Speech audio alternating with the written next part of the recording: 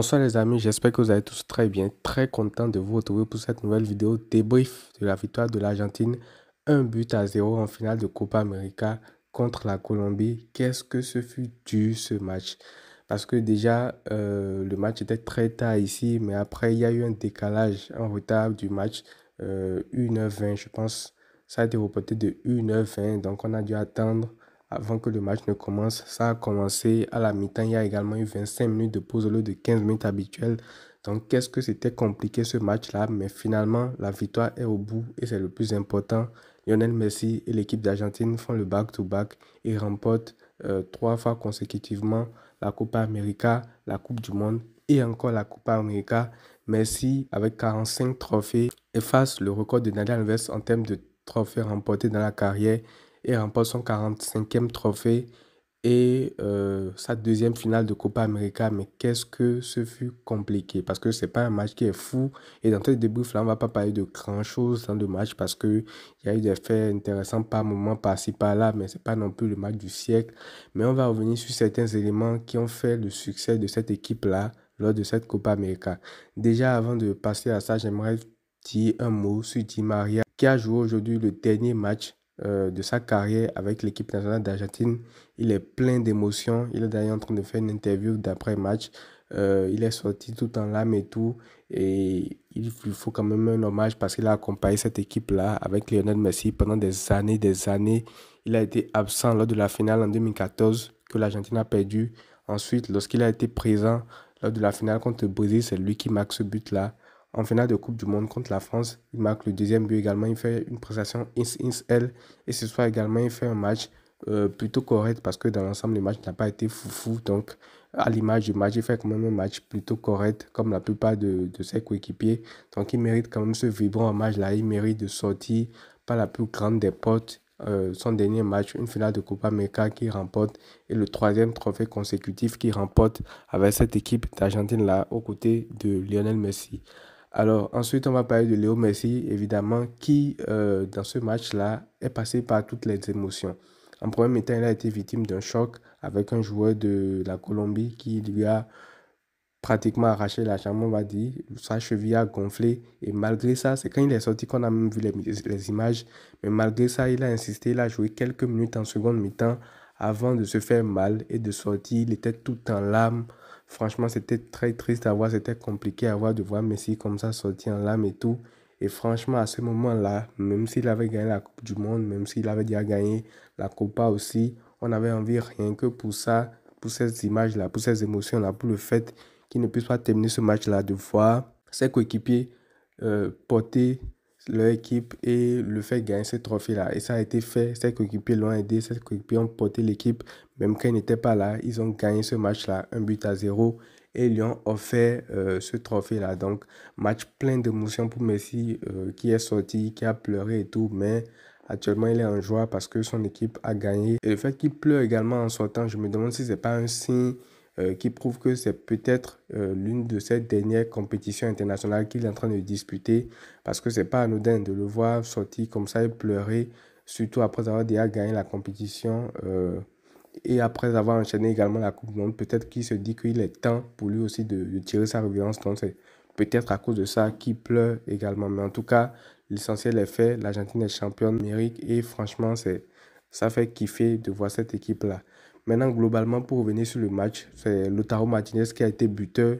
Il finit la compétition avec 5 buts et termine meilleur buteur logiquement de la compétition. Et dans cette Copa América là, il a été très important pour l'équipe d'Argentine. Chaque fois, il est sorti du banc.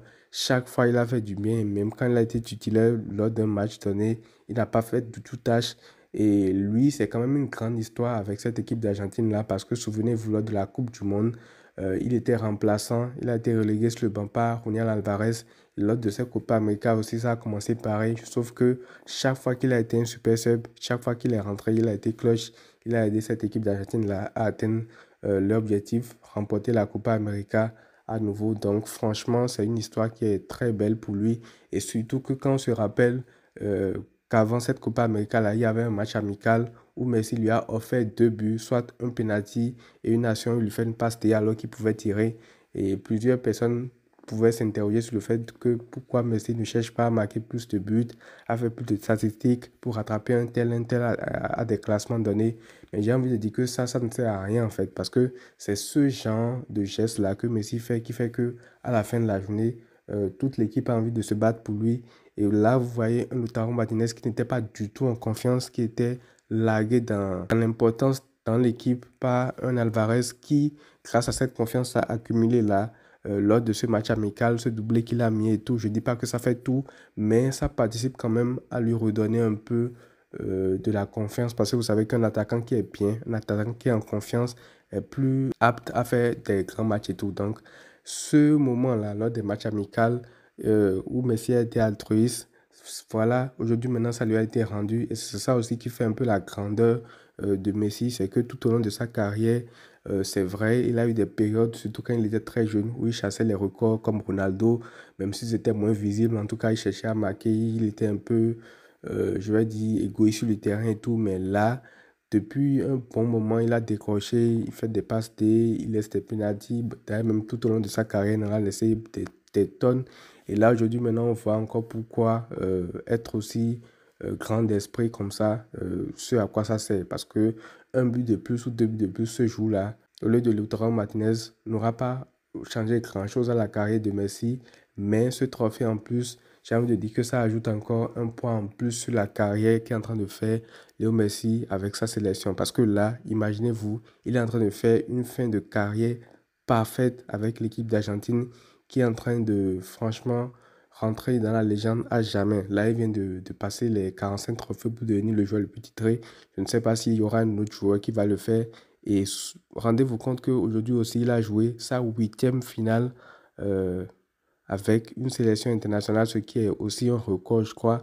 Donc, franchement, Léo Messi est en train de finir sa fin de carrière comme tout le monde l'aurait voulu. Et dans cette équipe-là, il faut revenir aussi sur tout l'ensemble qui a fait cette fin de carrière-là. Déjà, il y a l'arrivée du coach Lionel Scaloni qui n'était pas du tout attendu, qui était même décrié, je pense, à son arrivée, qui a fait beaucoup de bien à cette équipe-là. Depuis qu'il est là, il n'y a que lors de la Copa América 2019, je crois, qu'il n'est pas allé en finale. Mais à part ça, 2021, il est allé en finale, il a gagné. 2022, il a gagné la Coupe du Monde. Et là, aujourd'hui encore, il gagne la Copa América. Et il y a un groupe qui s'est formé autour de Lionel Messi, également avec un très grand gardien qui, en la personne de Dibu Martinez, qui a toujours fait le boulot, qui a toujours sauvé l'Argentine lors des périodes des tirs au but. Sur tous les tirs au but pendant qu'il était là, il n'en a perdu aucune.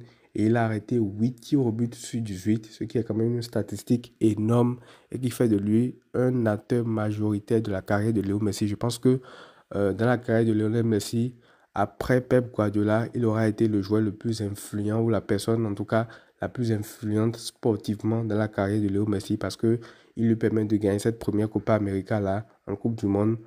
Il fait l'arrêt sur Ronald Colomani dont on se souvenant encore des années, des années.